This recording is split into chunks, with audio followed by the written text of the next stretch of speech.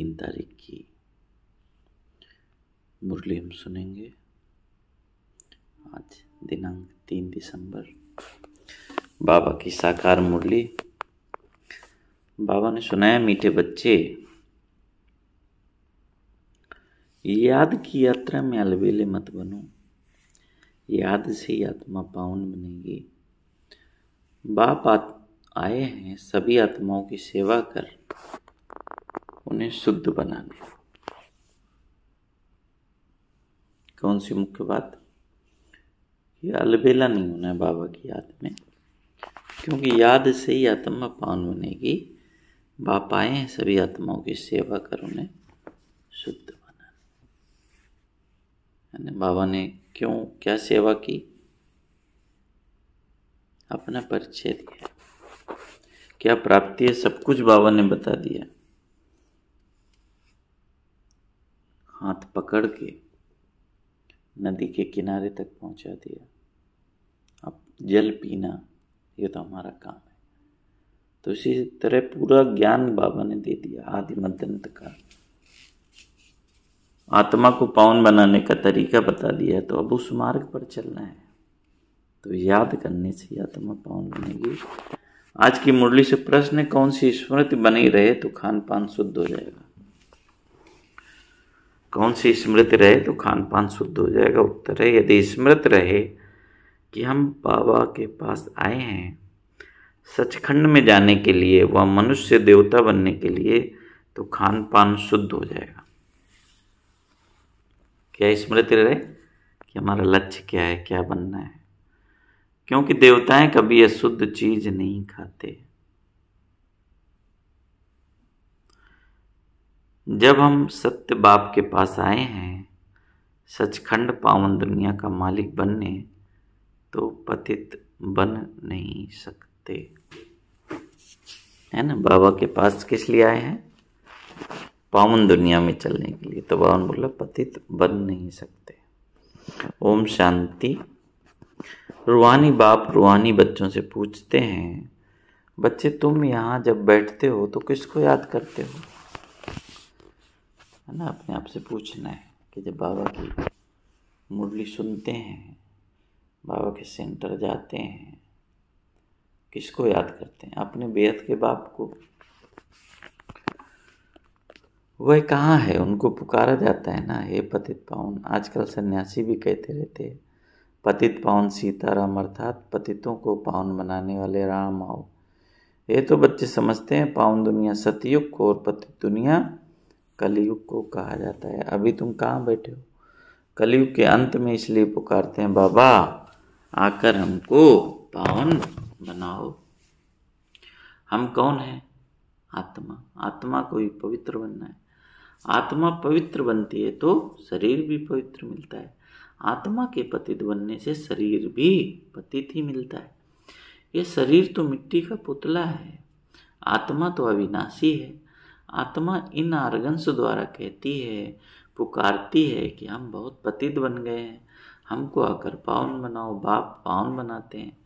5 विकारों रूपी रावण पतित बनाते हैं। बाप ने अभी स्मृति दिलाई है कि हम पावन थे, फिर ऐसे 84 जन्म लेते लेते अभी अंतिम जन्म में है। ये जो मनुष्य सृष्टि रूपी झाड़ है, बाप कहते हैं मैं इसका बीज रूप हूँ। मुझे बुलाते हैं, हे परमपिता परमात्मा, ओ गॉड फादर लिबरेट करो। तो हर एक अपने लिए कहते हैं कि मुझे छुड़ाओ। बाबा ने बोला और फिर पंडा बनकर शांति धाम ले चलो। तो बाबा को ही बाबा ने बोला पुकारते हैं। सन्यासी भी कहते हैं कि स्थायी शांति कैसे मिले? अब शांति धाम तो है घर, जहाँ से आत्माएं पाठ बजाने आई हैं। वहाँ सिर्फ आत्माएं ही हैं, शरीर नहीं है। आत्मा नंगी अर्थात न अंगी, मतलब बिना शरीर के रहती हैं। नंगे का अर्थ ये नहीं कि कपड़े वगैरह नहीं पहनना, नहीं। शरीर बिगर आत्माएं नंगी हैं, अशरीरी हैं, न अंग। बाप कहते हैं बच्चे तुम आत्माएं वहाँ मूल वतन में बिगैर शरीर रहती हो, उसे निराकारी दुनिया कहा जाता है। बच्चों को सीढ़ी पर भी समझाया गया है कि कैसे हम सीढ़ी नीचे उतरते आए, है ना। 84 की सीढ़ी है ना, भारत के उत्थान और पतन की कहानी।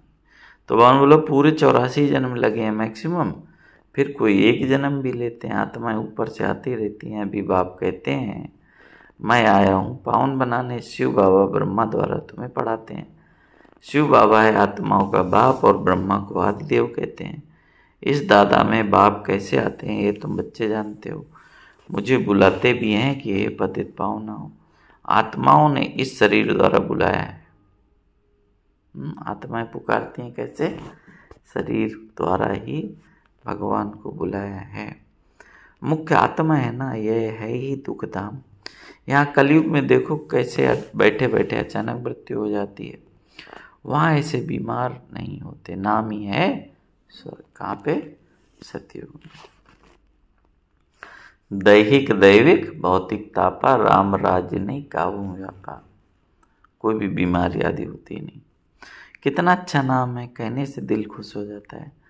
क्रिश्चियन भी कहते हैं क्राइस्ट से 3000 वर्ष पहले पैराडाइज था। यहाँ भारतवासियों को तो कुछ भी पता नहीं, क्योंकि उन्होंने सुख बहुत देखा है तो दुख भी बहुत देख रहे हैं। तमो प्रधान बने हैं, 84 जन्म भी इन्हों के हैं।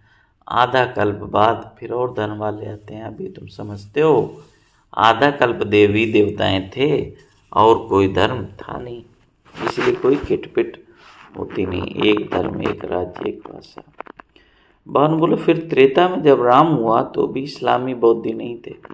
मनुष्य तो बिल्कुल घोर अंधियारे में कह देते दुनिया की आयु लाखों वर्ष है। इसलिए मनुष्य मूझते हैं कि कलयुग तो अभी बहुत छोटा है। तुम अभी समझते हो कलयुग पूरा हो अभी सतयुग आएगा, इसलिए तुम आए हो बाप से वर्षा लेने। तुम सब स्वर्गवासी थे, बाप आते ही हैं स्वर्ग स्थापन करने। तुम ही स्वर्ग में आते हो, बाकी सब शांति धाम कर चले जाते हैं। मन सब आत्माएं परम धाम में बैठ जाती हैं। वह है स्वीट होम आत्माएं वहाँ निवास करती हैं, फिर यहाँ आकर पाठधारी बनते हैं। शरीर बगैर तो आत्मा बोल ना सके, वहाँ शरीर न होने के कारण आत्माएं शांति में रहती हैं। फिर आधा कल्प है देवी देवता है ना, फिर आधा कल्प देवी देवता हैं, सूर्यवंशी चंद्रवंशी। फिर द्वापर कलयुग में होते हैं मनुष्य। देखो सतयुग त्रेता में दैवी गुण है, इसलिए देवताएं बोल रहे हैं। जब दैवी गुण खत्म हो गए तो द्वापर कलयुग में है वही शरीर वैसा ही है, लेकिन गुणों के अभाव के कारण उनको मनुष्य कैटेगरी में रख देते हैं। भगवान बोला देवताओं का राज्य था, फिर वो कहाँ चले गए किसको पता नहीं। ये नॉलेज अभी तुमको बाप से मिलती है, और कोई मनुष्य में यह नॉलेज होती नहीं। बाप ही आकर मनुष्यों को नॉलेज देते हैं जिससे मनुष्य देवता बनते हैं। तुम यहाँ आई ही हो मनुष्य देवता बनने। देवताओं का खान पान अशुद्ध नहीं होता, वे कभी बीड़ी आदि नहीं पीते। यहाँ के पतित मनुष्यों की बात मत पूछो क्या क्या खाते हैं। अब बाप समझाते हैं ये भारत पहले सचखंड था, जरूर सच्चे बाप ने स्थापन किया होगा। सचखंड कौन स्थापन करेगा? सत्यम शिवम सुंदरम शिव बाबा। बाप को ट्रुथ कहा जाता है। बाप ही कहते हैं मैं इस भारत को सचखंड बनाता हूँ। तुम सच्चे देवता कैसे बन सकते हो वे भी तुमको सिखलाता हूँ। कितना अच्छा कितना मीठा बाबा बना देता है। कितने बच्चे यहाँ आते हैं, इसलिए मकान आदि बनवाते हैं। अंत तक भी बनते रहेंगे, बहुत बनेंगे, मकान खरीद भी करते हैं, बनवाते भी हैं, खरीदते भी हैं, है ना। तो अभी देखो मधुबन में कहाँ कहाँ विस्तार हो गया है ना। तो भगवान बोला शिव बाबा ब्रह्मा द्वारा कार्य करते हैं। ब्रह्मा हो गया सांवरा, क्योंकि बहुत जन्मों के अंत का जन्म है। वह फिर गोरा बनेगा। कृष्ण का भी चित्र गोरा और सांवरा है, श्याम सुंदर इसीलिए बोलते हैं। सतयुग में है सुंदर, कलयुग में है सांवरा। तो भगवान बोला गोरा और सांवरा है। म्यूजियम में भी बड़े बड़े अच्छे चित्र हैं जिस पर तुम किसको अच्छी रीति समझा सकते हो। यहाँ बाबा म्यूजियम नहीं बनवाते हैं, इसको कहा जाता है टावर ऑफ साइलेंस। तुम जानते हो हम शांति धाम अपने घर जाते हैं, हम वहाँ के रहने वाले हैं। फिर यहाँ आकर शरीर ले पाठ बजाते हैं। बच्चों को पहले पहले निश्चय होना चाहिए कि यह कोई साधु संत नहीं पढ़ाते हैं। यह दादा तो सिंध का रहने वाला था, परंतु इसमें जो प्रवेश कर बोलते हैं वह है ज्ञान का सागर, है ना। दूसरों की साधु संत की तरह तुलना नहीं करना कि ब्रह्मा बाबा को कि ये भी कोई बाबा है और सत्संग चला रहा है। नहीं, बावन बोला उसको नहीं देखो, है ना, उसकी वाणी सुनो। शिव बाबा कैसे ब्रह्मा बाबा के तन का आधार लेकर सत्य ज्ञान दे रहा है। तो बावन बोला कि उसमें जो प्रवेश कर बोलते हैं वह ज्ञान का सागर, उसको कोई जानते नहीं। कहते भी हैं कि वो गॉडफादर, परंतु फिर कह देते उनका नाम रूप है ही नहीं, वह निराकार है, उनका कोई आकार नहीं है। फिर कह देते सर्वव्यापी। अरे परमात्मा कहाँ है? कहेंगे वह सर्वव्यापी है, सबके अंदर है। अरे हर एक के अंदर आत्मा है, सब भाई भाई हैं, फिर घट घट में परमात्मा कहाँ से आए? ऐसे नहीं कहेंगे परमात्मा भी है और आत्मा भी है। परमात्मा बाप को बुलाते हैं, बाबा आकर हम पतितों को पावन बनाओ। मुझे तुम बुलाते हो यह धंधा सेवा करने के लिए, है ना। तो जब एक तरफ बुलाते हैं तो अर्थात वह है नहीं। इसलिए गीता में भी है ना, यदा यदा ये धर्मश, जब धर्म की अति ग्लान होती है तब बाबा आते हैं। तो इस बाबा ने बोला यहाँ हो तो फिर पुकारने की जरूरत ही नहीं। तो बाबा ने बोला कि उसको बुलाते हैं कि बाबा आकर हमको पावन बनाओ, तुम मुझे बुलाते हो ये धंधा सेवा करने के लिए। हम सभी को आकर शुद्ध बनाओ, पतित दुनिया में हमको निमंत्रण देते हो, कहते हो बाबा हम पतित हो गए हैं, बाप तो पावन दुनिया देखते ही नहीं, पतित दुनिया में तुम्हारी सेवा करने के लिए आए हैं। अब ये रावण राज्य विनाश हो जाएगा, बाकी तुम जो राजयोग सीखते हो वह जाकर राजाओं का राजा बनते हो। तुमको अनगिनत बार पढ़ाया है, फिर 5000 वर्ष बाद तुमको ही पढ़ाएंगे। सतयुग त्रेता की राजधानी अब स्थापन हो रही है। पहले ब्राह्मण कुल प्रजापिता ब्रह्मा गाया जाता है, जिसको आदि देव कहते हैं, ये कोई को पता नहीं। बहुत हैं जो यहाँ आकर सुनकर फिर माया के वश हो जाते हैं।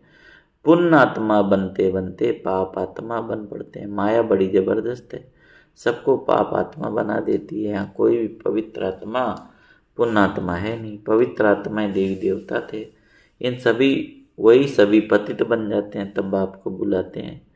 अभी यह है रावण राज पतित दुनिया, इसको कहा जाता है, क्या कहा जाता है इस पुरानी दुनिया को?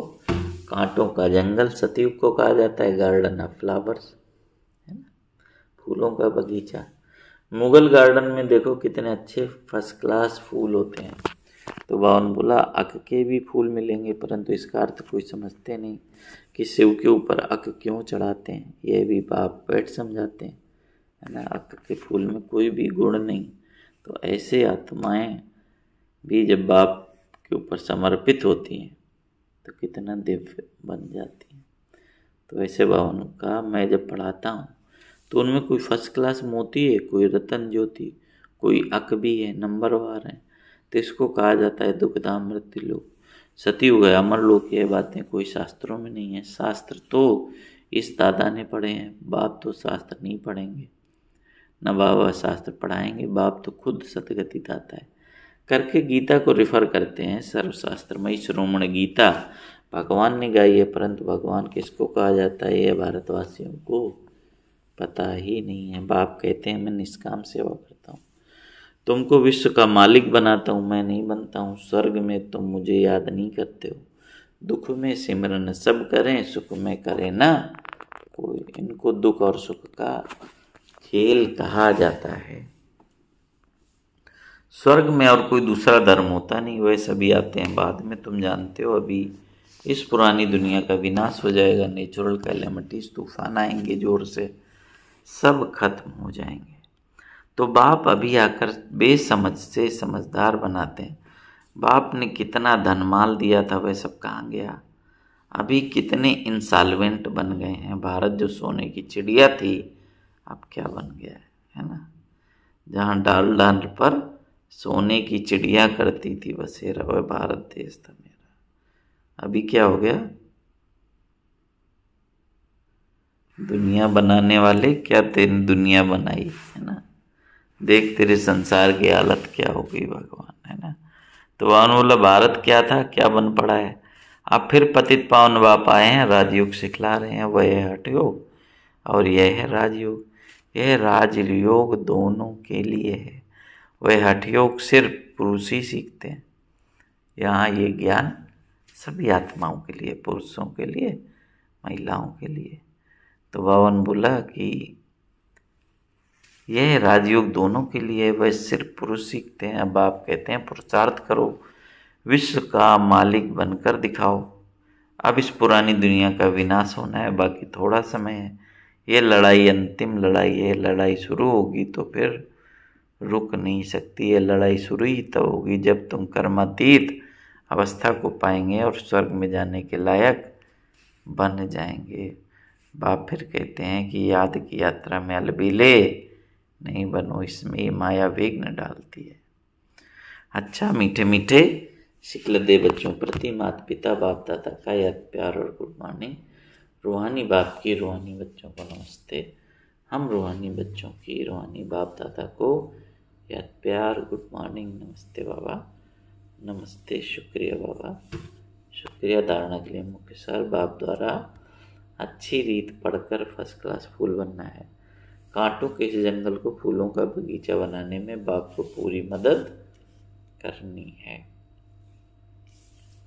दूसरा पॉइंट है, कर्मातीत अवस्था को प्राप्त करने व स्वर्ग में उच्च पद का अधिकार प्राप्त करने के लिए याद की यात्रा में तत्पर रहना है, अलबेला नहीं बनना है। वरदान है, अपने मस्तक पर सदा बाप की दुआओं का हाथ अनुभव करने वाले मास्टर विघ्न विनाशक भव। फिर से सुनेंगे, अपने मस्तक पर सदा बाप की दुआओं का हाथ अनुभव करने वाले मास्टर विघ्न विनाशक भव। विस्तार है कि गणेश को विघ्न विनाशक कहते हैं। विघ्न विनाशक वही बनते हैं जिनमें सर्व शक्तियां हैं। सर्व शक्तियों को समय प्रमाण कार्य में लगाओ तो विघ्न ठहर नहीं सकेंगे।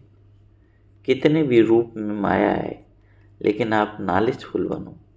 नॉलेजफुल आत्मा कभी माया से हार खा नहीं सकती। जब मस्तक पर बाप दादा की दुआओं का हाथ है तो विजय का तिलक लगा हुआ है। परमात्मा हाथ और साथ विघ्न विनाशक बना देता है ना। तो मैं कौन आत्मा हूँ? मास्टर विघ्न विनाशक। आज की मुरली का स्लोगन है कि स्वयं में गुणों को धारण कर दूसरों को गुणदान करने वाले ही गुणमूर्त हैं। स्वयं में गुणों को धारण कर दूसरों को गुणदान करने वाले ही गुणमूर्त हैं। अच्छा, ओम शांति। तो आज विशेष है ना, याद के ऊपर बाबा ने अटेंशन दिया और स्मृति दिलाई कि तुम कौन थे, फिर क्या बन रहे हो। तो इसलिए पुरुषार्थ में ढीला नहीं डालना है, माया के आकर्षणों से बचना है, बाबा की मीठी यादों में रहना है ना। बाबा का वरदानी हाथ सिर पर महसूस करना है, तब बाबा ने बोला विघ्न विनाशक बन जाएंगे।